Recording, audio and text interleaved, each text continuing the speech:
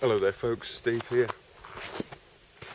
Every time I come out into these forests to have a think and a talk into the camera, all of the things that I thought of when I was sat at the computer inside four walls, all of those thoughts change, and I come out and I think, what did I think about saying today?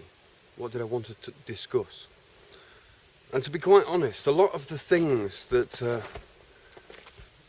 I thought were maybe important just suddenly become less important when I see the trees and how small I am in this forest. And I also realised that when on other talks that I've done, I've been talking about language and words and authority. It feels like the trees are trying to tell me something. Maybe I keep going round and round on a certain topic because the topic itself is like an axis, like a pivot that you can't see. And unless I actually focus in on a thing and revolve around it, then you might not see what it is that's centre of attention. I don't know. I noticed my YouTube views and subscribe numbers and everything else just have been very strange this year, almost disheartening. Although I did say to myself, don't look at the numbers. But when I do a video, I like to know if people have watched it. I like to know, if they've clicked like, and so I've got a bit of feedback, so I can see, maybe address this topic and not that topic,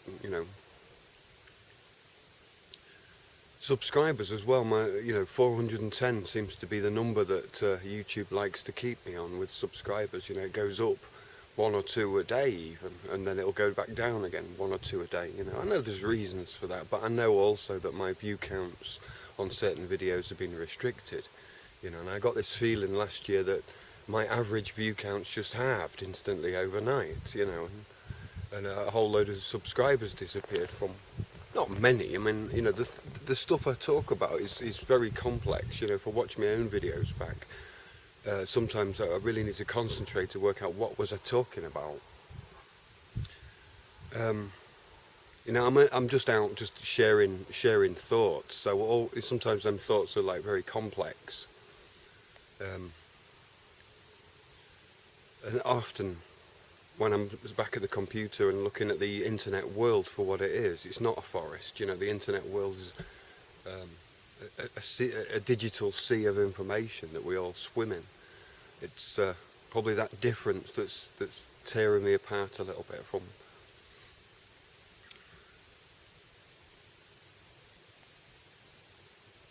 And yeah. So I've often thought about maybe putting together presentations.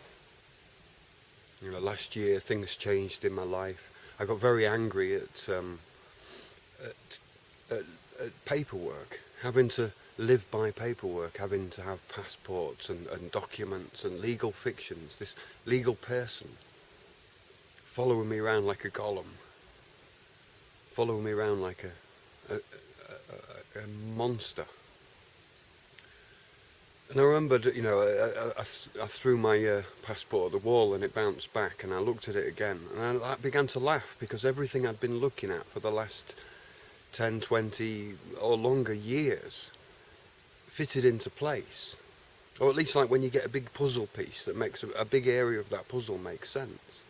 And to me there was a lot of things that I would love to talk about that all come together. A lot of the mysteries in my mind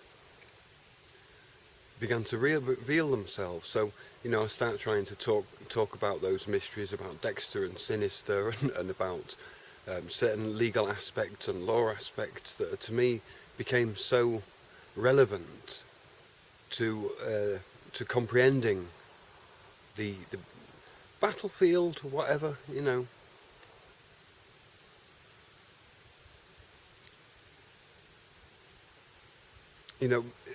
There is no enemy.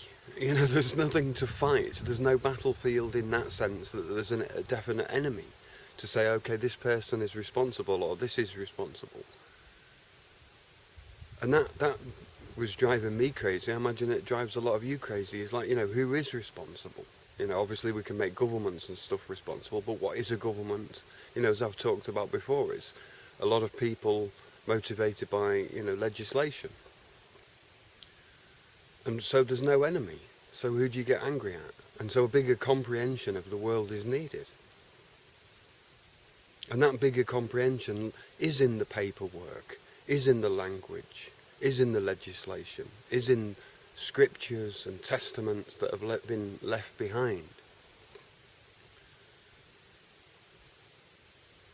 After throwing my passport at the wall and it bouncing back and just realising that, it's just a piece of paper. It's just a piece of paper. It's just a photograph of my face. It's just a name that was given to me that doesn't belong to me. There's a lot of people with the same name. So a whole load of concepts change where, I realised that I'd been seeing a lot of things wrong. And so there came a point where I realised for myself, and it's only my own definition, but I realised that there's no such thing as a satanic symbol. There's no satanic symbols. Symbols are just squiggles, just lines, just depictions, graven images. Symbols are just brands that we depict in our mind, in our mind's eye, behind the forehead. We see these things. So we're the ones who decide whether that piece of paper is good or evil. We are the ones who decide whether it's God or Satan or the devil or Lucifer or, it's nothing else, because at the end of the day we're talking about ink and paper and squiggles. I know there's a lot of symbology in masonry, in architecture, in buildings. Maybe it's an insider joke. Maybe it's wisdom that's been passed down, provided by those who are wise, who know that wise people, that people who genuinely love the beauty of reason, true reason, those wise people, they would provide solutions for the wise, And so a lot of symbology is passing down powerful wisdom. Now we can either see that as being used against us or used for us. I don't know. I can't really say whether the things in the world have been done to harm us, but unless I've got proof, maybe we should look at things as being there provided for us. The government was provided for us. So maybe rather than to see it as being the evil enemy set up by evil things, to try and think maybe we've just been tricked. We've been fooled into seeing it as being evil. Because we have to. Because we're not here to idolize people, to find idols and worship the wrong idols, worship the wrong leaders, because that will always lead just away from yourself. This is a common theme that I have amongst my videos. My most important message is for you to come back to yourself, for me to come back to myself, for everybody to come back to themselves. We're all different, so we'll all have a different idea of what right is. We'll all have a different idea of what balanced or centered is, or what healthy is. But the aim of this life isn't to live the longest, or the aim of this life is not to collect the most amount of things that we can collect, or to have more power and control over other people. The aim of this life is to jam together, to have a party together, to enjoy each other's time, to taste the foods provided on this earth, to feel the touch and the warmth of other people, each other, to smell and sense the world, not to cut ourselves off from it. Communication, language, words are only there to help us build things together, but they shouldn't rule our lives.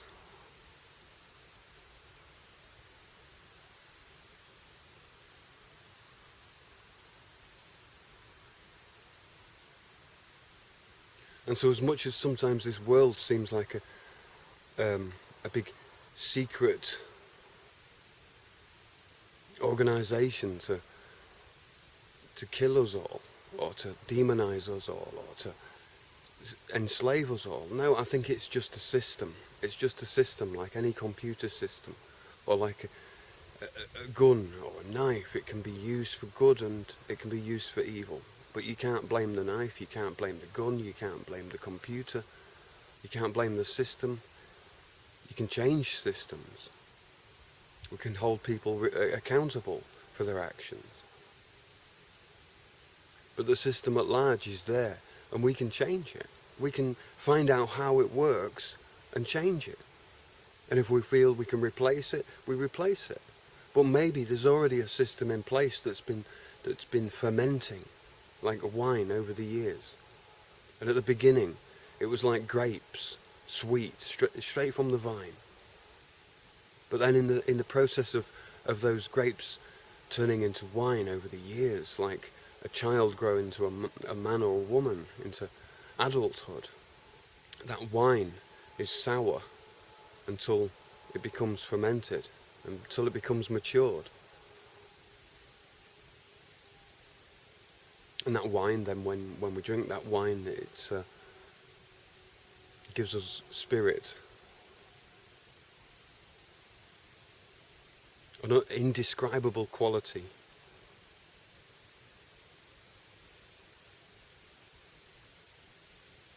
So whether, maybe like the winemakers, we've got to decide whether we need to make wine in new barrels and get the old system out, or whether we can clean the old system out and make some good fresh wine, or get really high spirits, and yeah, you know what I mean anyway. I'm so just going off now.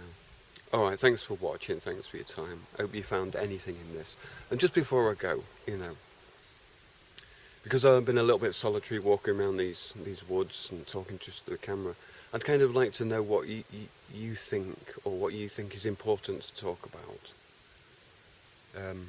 You don't have to comment directly to this video or anything that's on this video. Just maybe write a comment about what you think is main focus. Should we focus on education systems, educating the children?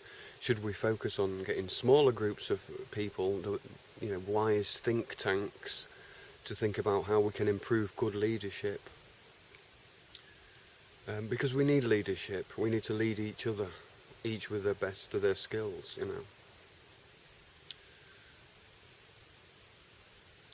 So yeah, leave a comment below, let us know what you think, and have a good time. Thanks for watching. Cheerio. See you in the next video.